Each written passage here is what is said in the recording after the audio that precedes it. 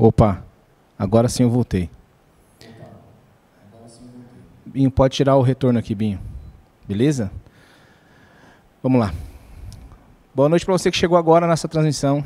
A gente, se você não nos ouviu no começo, a gente decidiu por fazer hoje o encontro só no modelo virtual, para que as famílias fossem preservadas, nossos amigos fossem preservados, pudessem continuar em isolamento. Algumas das nossas famílias aqui foram contaminadas pelo Covid, influenza, enfim, muita gente com suspeita também.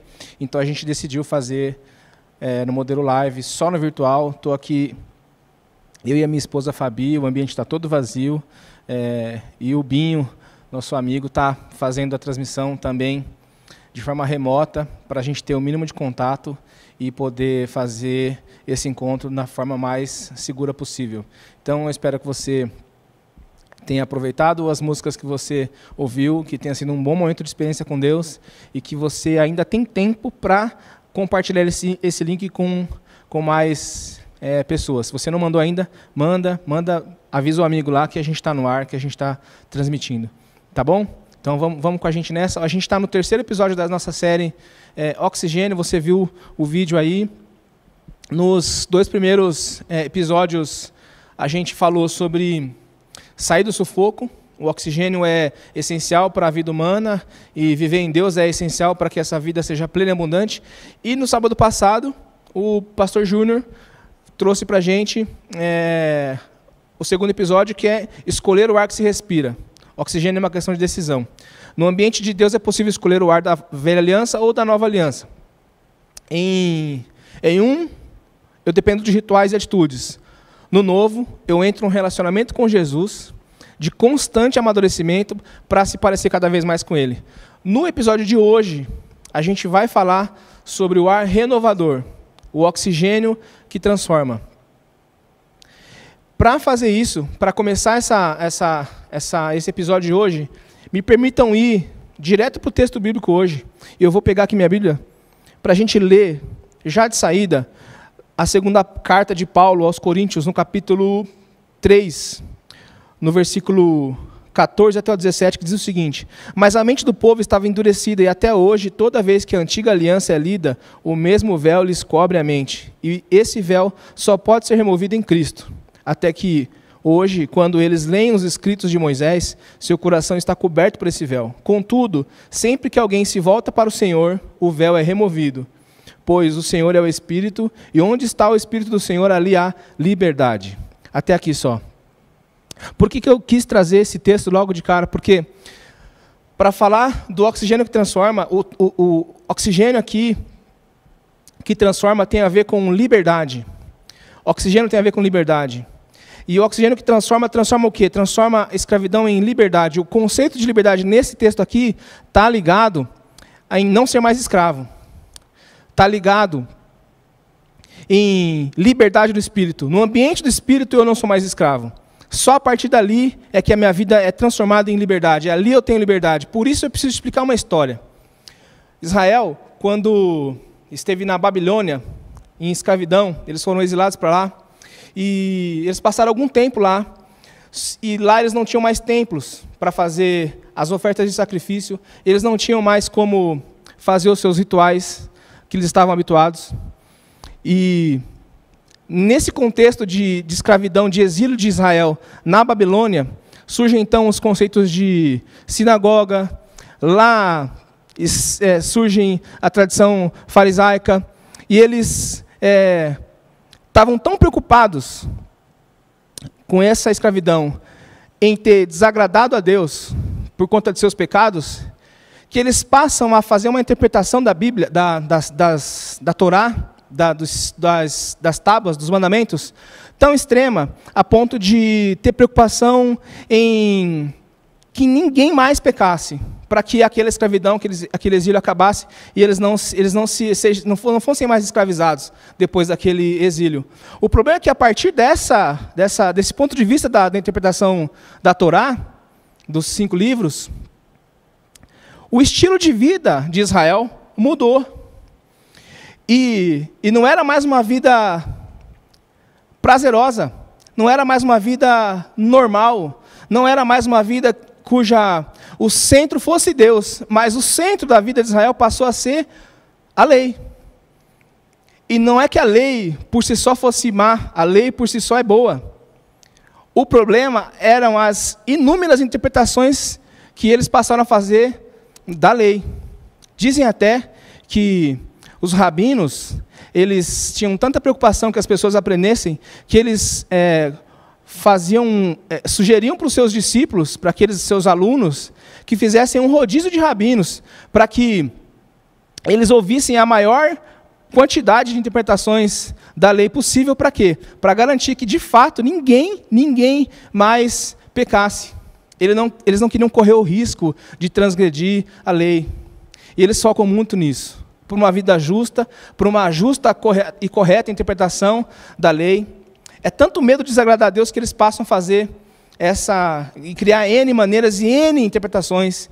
Criam mais de 600 pequenas leis para que o povo não pecasse. E passam a se guiar por isso e não por aquilo que de fato Deus havia falado.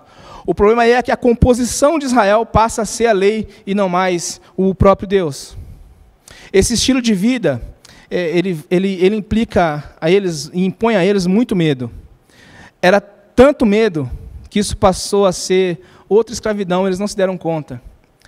Ainda no exílio, eles passaram a ter outra escravidão, que era o estilo de vida. Quando saíram de lá, continuaram com o mesmo estilo de vida, um estilo de vida de escravidão. Em determinado momento, o povo foi libertado da Babilônia, depois eles continuaram naquele estilo de vida, porque estava enraizado no povo. O povo tinha medo, eles não queriam voltar. E por que falar disso?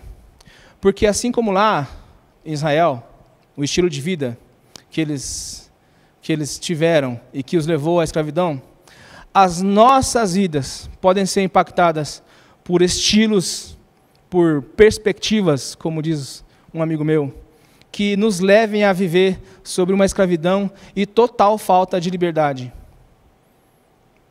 Um estilo de vida que prioriza os bens materiais. Um estilo de vida que prioriza aquilo que realmente não tem importância. Um estilo de vida que te aprisione. De repente com aparência.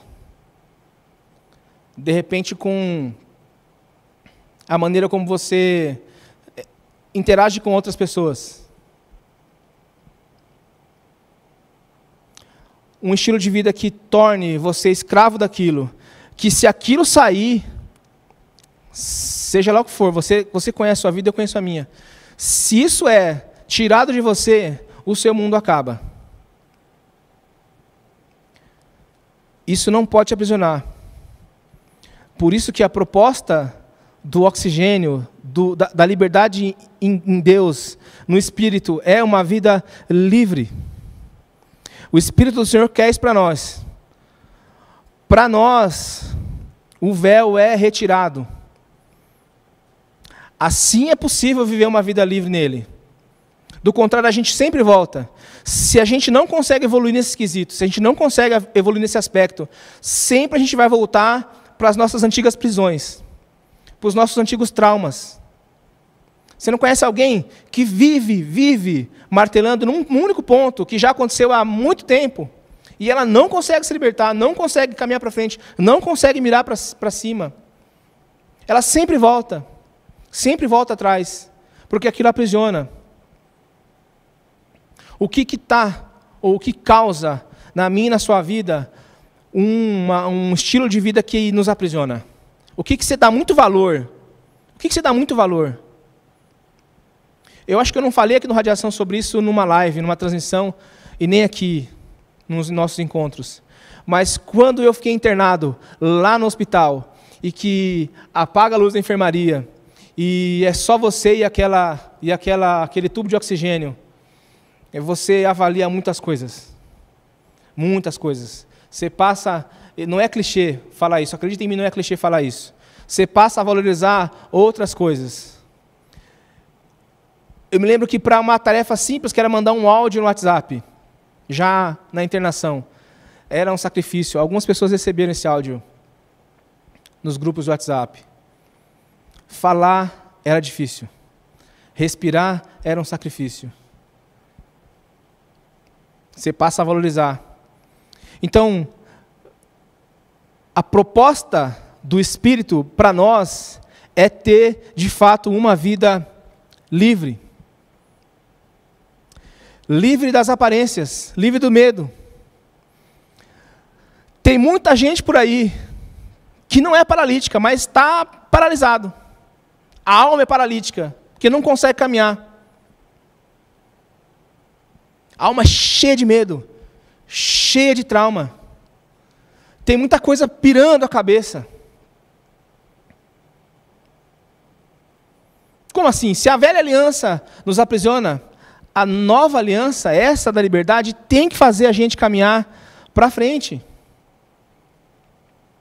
No Espírito, essa nova aliança que nos conduz no Espírito, ela nos conduz para uma vida de ousadia. Sim, ousadia. Ousadia para a gente não se submeter mais aos mesmos medos. Os mesmos não. Ousadia para a gente não ficar mais nos nossos aprisionamentos. Nossos não. Nossas tensões. As ligaduras, os elásticos que fazem a gente voltar o tempo inteiro para trás. Superado uma neura, vai para frente. Essa é a proposta do Espírito, nessa ousadia de caminhar para frente, não olhar mais por cima do ombro, não olhar mais para trás como se a gente devesse alguma coisa, a gente não deve mais nada. No Espírito há liberdade para não olhar mais para trás, não olhar por cima do ombro como se devesse alguma coisa, como se de uma hora para outra alguém fosse te atacar. Essa é a proposta de uma vida no Espírito, uma vida de liberdade. Chega de olhar para trás, chega de ficar remendando o elástico para que a prisão volte e puxe para trás. Não é essa a proposta que Deus tem para mim e para você. Não é essa a proposta que Deus produz através do Espírito dele com ousadia no nosso coração. O Espírito produz liberdade, que nos dá o direito de olhar para tudo isso, olhar para Jesus e dizer: está pago, está pago. Eu não preciso mais viver de aparência. Não. Eu não preciso mais parecer com algo que eu não sou. A partir da perspectiva da vida liberta em Jesus, com a força motriz do Espírito Santo, que agora em nós opera, eu e você temos liberdade de viver uma vida autêntica, não de aparência, está pago. Essa é a transformação que o oxigênio, através do Espírito, produz e deve produzir na minha e na sua vida. Também não quer dizer que essa liberdade é para a gente fazer tudo, que a gente pode tudo. Tem um escritor escocês do século XIX, James Hastings, que ele diz o seguinte: a liberdade não é a licença para viver de qualquer maneira. Há dois tipos de liberdade. A falsa é aquela que o homem é livre para fazer o que quer. A verdadeira liberdade é aquela que o homem é livre para fazer o que deve fazer. Existe uma grande diferença entre o não pode e o pode não. Uma pessoa livre pode fazer todas as coisas. Ela pode fazer todas as coisas. Mas ele pode não fazer também. Já uma pessoa escrava, ela não pode. Ela não pode deixar de fumar. Ela não pode deixar de beber compulsoriamente. Ela não pode deixar de usar drogas. Ela não pode deixar de mentir. Ela não pode deixar de abusar psicologicamente de outras pessoas. Ela não pode deixar de trair, de roubar e etc. Uma pessoa escrava não pode deixar de fazer tudo isso. Uma pessoa livre pode. A escrava é a escrava do pecado. A verdadeira liberdade plena produz oportunidade de fazer um homem e uma mulher fazer melhor. E isso só é possível a partir de uma vida no Espírito.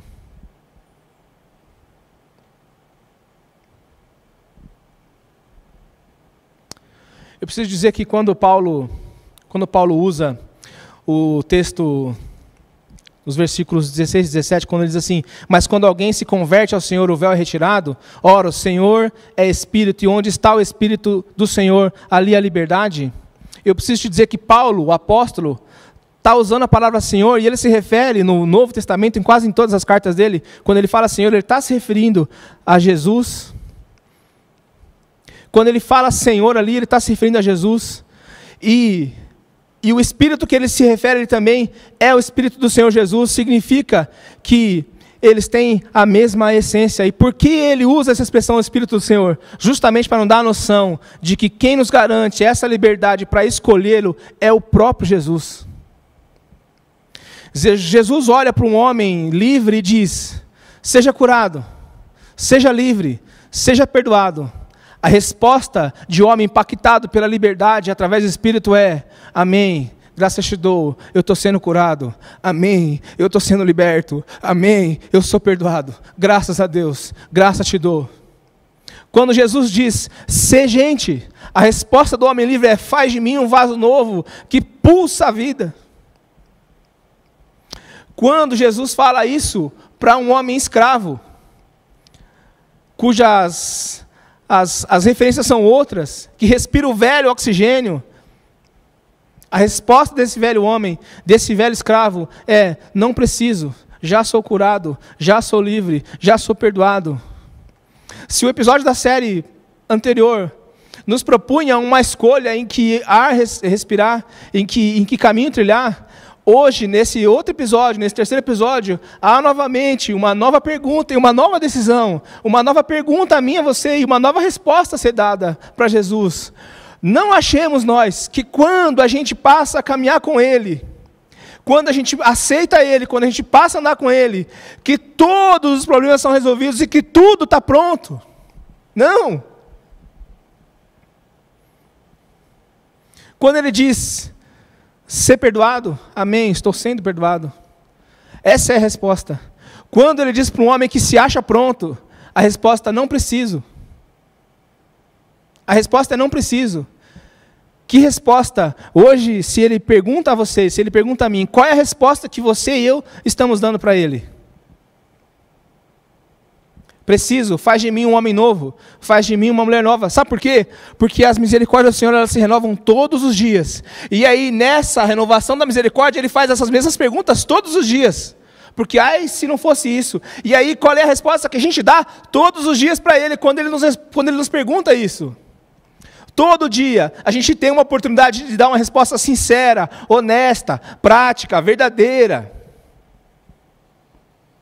Até porque... que adiantaria mentir, Ele sabe. Que adiantaria mentir, Ele sabe.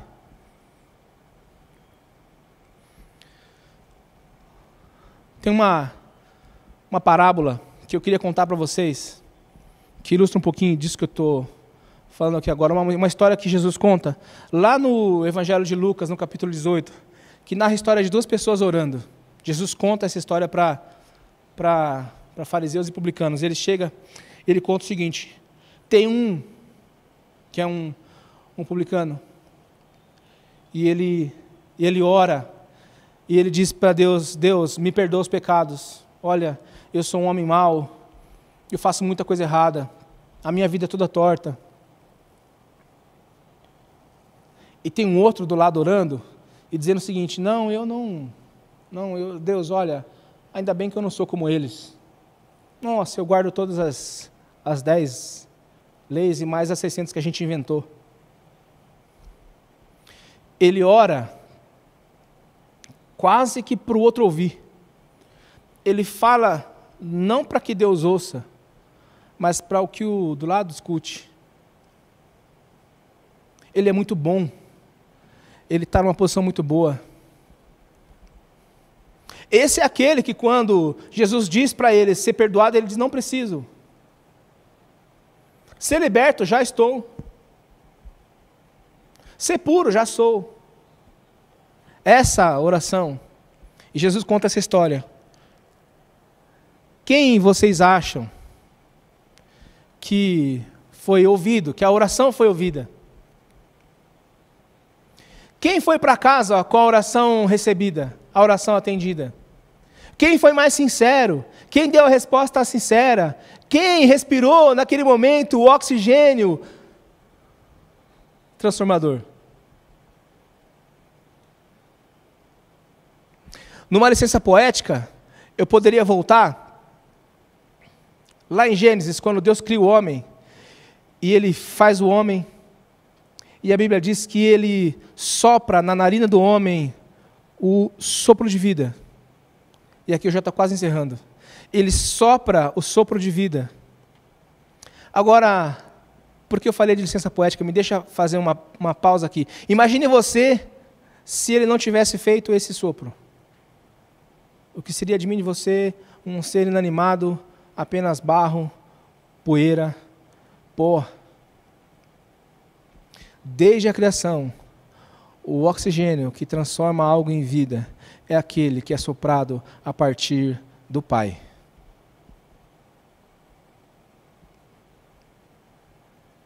Fecha parênteses.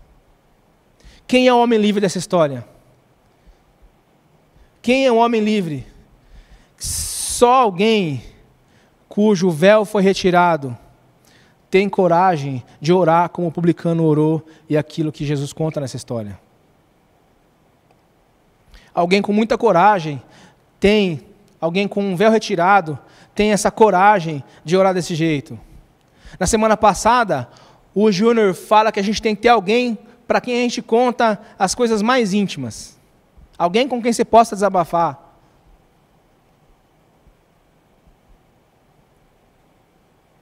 E tem que ter mesmo. Agora, essa mesma sinceridade, ela é apreciada por Jesus quando você chega diante dele e faz essa oração e diz para ele tudo o que está acontecendo. Ah, mas se ele já sabe, é importante que você diga. É importante que você diga. É importante que eu diga. É importante